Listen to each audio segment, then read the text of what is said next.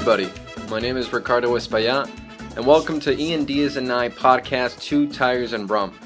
Although many of you might be expecting that we're going to be talking about the minimum wage, we actually decided to save that for another occasion because there's a bigger topic in the news all around and a pretty sexy topic. And Ian, what's that topic? It's the Religious Freedom Restoration Act, which just went in the Indiana Senate. It was just passed by Governor Mike Pence, and it's actually created quite the controversy, and it's brought up a great overall dialogue, which I think will be very interesting, as into how the role of government within someone's own business. Exactly. So we will first talk a little bit about the law, and then obviously, I believe I'm not the only one on this would disagree with the law. You know what I mean? But where Ricardo and I disagree is into who should enforce this law, or who should enforce it. Should the market dictate if this is a good law, or should the government completely remove this law because of the role that the government should play?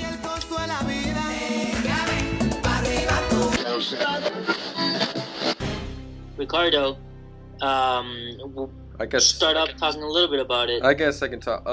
The informal name given to this law, just in case some people don't know the Religious Restoration Act, I think it's called. It's the Religious Freedom Law that basically says that you, technically, I don't know the whole full details of it, but in essence it says that you have the right to discriminate against people for religious reasons. Now, in discussing this whole debate of discrimination, I think it's very important to first unmantle any emotional ties that we may have to the issue, because it's very difficult to sometimes think about it objectively when the first thing that we think of when we think of discrimination is negative things such as slavery, the Holocaust, and a bunch of other stuff that has happened that have had negative consequences because of discrimination. So I think when people try to defend why people should be free to discriminate, immediately a lot of people jump out and say, no, that's wrong, and they get a lot of anger. And I think it's understandable, but what I'm asking first the audience to do is to first realize that because there has been so much negative connotation with discrimination in the past, i.e. with slavery and the Holocaust, I want you to think about it from a different perspective, because a lot, in those cases that I just mentioned, there was actually force behind it and there was a law behind it. In other words, the government was behind it, such as in slavery, the Holocaust, and many of the discrimination that involves actual violence and killing of people. So that's my first disclaimer, and right off the bat, I do not endorse homophobia, any form of racism or any form of collectivism, because I think it's the worst way of dealing with someone, because it does not allow for an individual to judge a person according to their character. Instead, it judges them according to a belief or to their skin color, to their sexuality. That is completely dangerous and completely wrong. I don't know if you want me just to right off the bat jump into why I think it's wrong, but I could do it, or if you want to say something just with all that I've just said. No, I completely agree with you. Completely agree that just discriminating someone on superficial reasons or things that don't go as deep as the character it's a slippery slope. You know what I mean? We've evolved so much as society, and just to hone in on something like homosexuality, because the Bible says so. I mean, we've seen hundreds. This is history repeating itself. There's always an it group. You know what I mean? When Christopher Columbus and all of them came over to the Americas, there was this priest that came with them, Bartolomé de las Casas, that said God told us to treat them different because they're not Christian. So it's just stuff like that that we should be very careful especially when it's a subject that everyone can interpret differently. Yeah. It's so relative. So we cannot shape morality, something in a relative sense. You know what I mean? When it comes to morality, I do think that morality should only be shaped or lost coming from morality is prohibiting harming oneself as well as prohibiting harming others, right? Kant, the philosopher Immanuel Kant, says that. Hobbes, Bentham, Mills. And most of the non-religious influenced philosophers would agree. And there's a reason for that. And it's just because our self-preservation, which is our ultimate goal, is not affected by the skin color of that person. Is not affected by the sexual preference of a certain group of people. So I believe just in that sense, we can now make a moral argument against homosexuality, and we can now make a rational sense against homosexuality. You could say, in regards to reproduction, first of all, we're overpopulated as we are. And with all the advances in modern science, we could theoretically eradicate that theory that we were going to cease to exist because of homosexuality. Yeah, I mean, there's so many arguments that are just flawed against homosexuality, and we can dissect them all, but I don't want to deviate from like the central topic of the issue. But we can definitely agree that it is completely irrational to judge a person based on their belief, sexuality, or skin color instead of their character. Agreed. So that's completely wrong. And just a quick note, just since you mentioned kind of like your standard of morality, my standard of morality, which will be illustrated in my exposition, and you'll see why I believe what I believe, is man's life. And that which is in accordance with man's life is the moral, and that which is against man's life is immoral. And the reason why I say that is because I believe thinking or reason is essential for man's survival, therefore it's a virtue. But force, which is against man's ability to think, is immoral because it goes against his ability to think, therefore immoral and detrimental to him.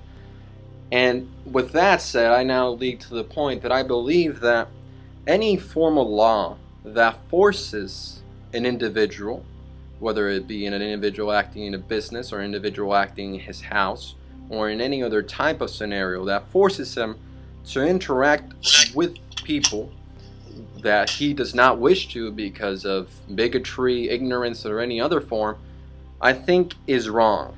Not because the person's belief may be correct, but because the use of force is wrong. And another point that I want to make is that I think the best way of really solving the problem of homophobia or racism is not by forcing people to accept it, but by actually talking about it and having a rational discussion as you and I are having.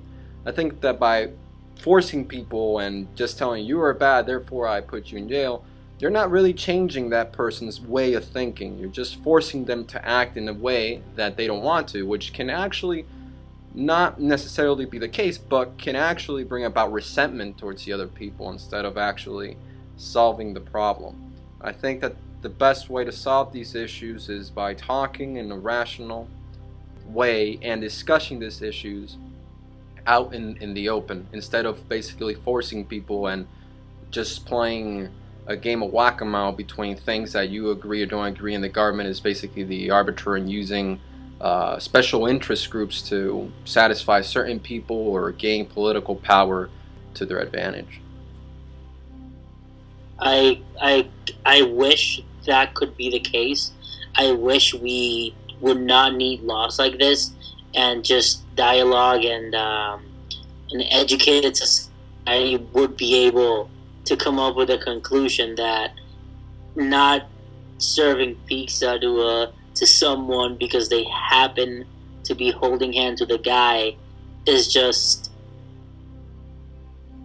extremely stupid. It's just extremely irrational. There's no rational sense to it. I agree. There's no logical sense behind it. Problem is, I do think the government should pass law that someone cannot reject that slice of pizza, that someone cannot reject a job, someone cannot reject housing to someone because of that. Why? Because the role of government is to protect someone's self-preservation. And yes, we can look at it in a very trivial sense, a slice of pizza, but that same law could then be to give someone employment, right? That same law could be to allow someone to move in where they want to live, to enroll their kids to that whatever preschool. It's a slippery slope that we can look at it in a trivial sense. Oh, it's a small business owner that he should have the right to say who he wants to eat his pizza. No, it cannot. It's sad. And honestly, I wish we were all evolved as humans in which we do not need that law, but we do. One, because market's not going to regulate that. I'll get into the economic argument later, but finish your point. Two, because I think again, it goes back to my number one point, and the number one role of government is self-preservation. The role of government is to help the self-preservation of everyone in that society. If homosexuals are part of our society, they should be protected the same way that people are not homosexuals. It's as simple as that. There shouldn't even be a distinction. Anyone that signs up into a social contract should have the right to self-preservation, and no one should be able to put that self-preservation at risk. All right. It's as simple as that. My question the moment is, we stop protecting someone's self-preservation, we enter into a state of war. All right.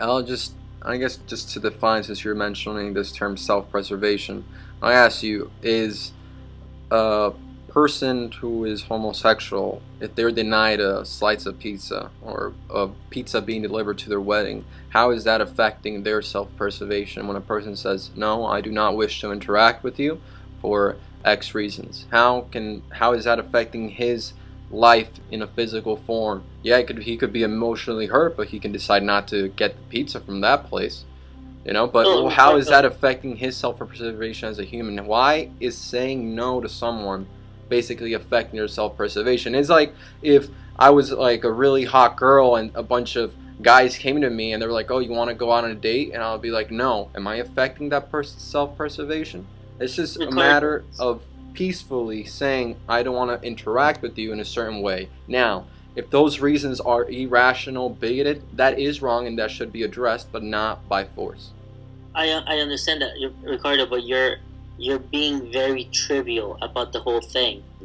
The reason why we keep mentioning the slice of pizza is because that was that one business that was in the news that came up and said, like, yeah, we're not going to cater K-weddings. First of all, no one's going to have pizzas in their wedding to start off. Yeah. My point is, though, it's a slippery slope. Yes, it's going to start being stuff that will actually affect self-preservation. What if a doctor is working in the emergency room and says he's not going to treat this patient because this patient's homosexual, or it's part of his own religion, protection of his religion, and this person dies? That's part of his self-preservation.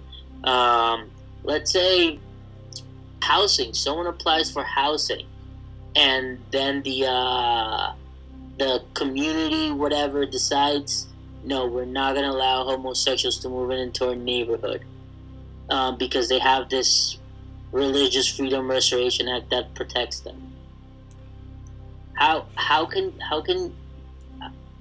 that affects someone's self-preservation? And I don't think self-preservation could be, oh, I'm gonna die. I think self-preservation should also means like be able to survive, be able to feel comfortable within the society, be inclusive. And there are things that the government needs to enforce that. Yeah, in other for words, it those. needs to force other people to accept people just because it says so, and I think that's also very dangerous from the part that giving the government that power, because just like it can say like, oh, you need to interact with these people, it could be also that it may say you cannot interact with these type of people. I mean, going back to the Jim Crow laws, uh, but it's just I just think it's also very dangerous to This give. is society, and that's why it's awesome. It was the government said no, these laws were wrong, But it was and the government in the first place who was enforcing them. It was the and they government in the first place implemented who was all these enforcing them. laws that got rid of the Jim Crow.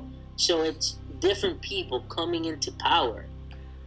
It's not the same people that were there during Jim Crow were the same people that passed Exactly, in you're saying 1964 something. and all that.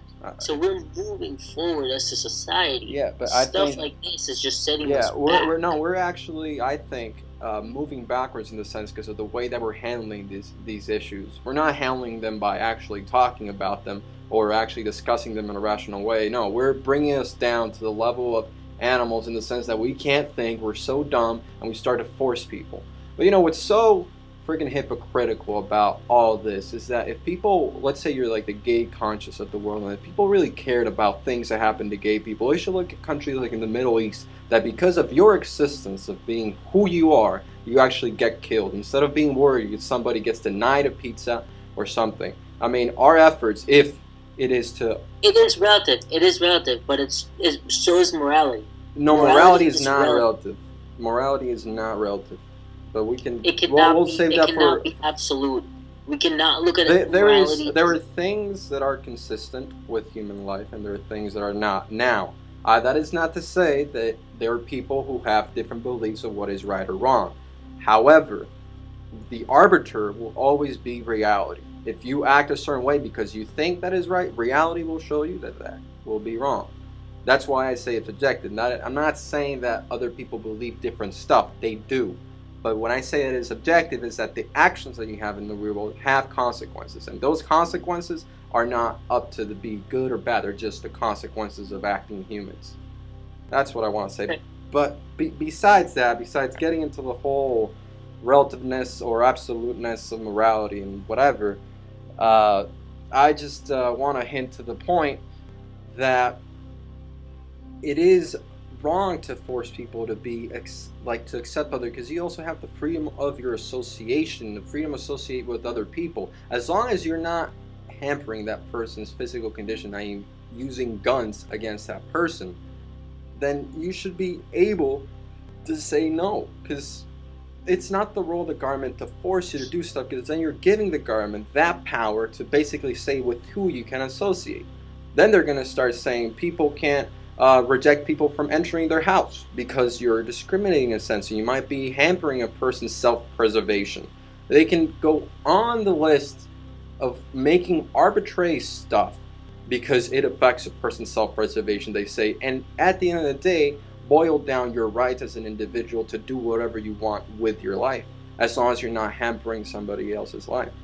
I just think it's just so sad that people, instead of really talking about these issues, just we're going to use force, and basically the government starts like spanking people who do something wrong. Because I bet you that this is going to happen eventually. There's going to be, and I'm taking this example from a person that I listen to a lot, Stefan Molyneux, and I invite you to look him up on YouTube. But anyways, let's say there's a printing company that's a gay company, right? It's owned by homosexual owners, and comes a Christian fundamentalist, and he wants to print a shirt that says I hope all gays die, or something like something very bad, right? And then the gay person is going to say, no, I don't want to serve this to you. And then that Christian person is going to be like, oh, that is discrimination, I'm going to go to the government, you can't do that. And look at that. What have you solved, really? You haven't solved anything.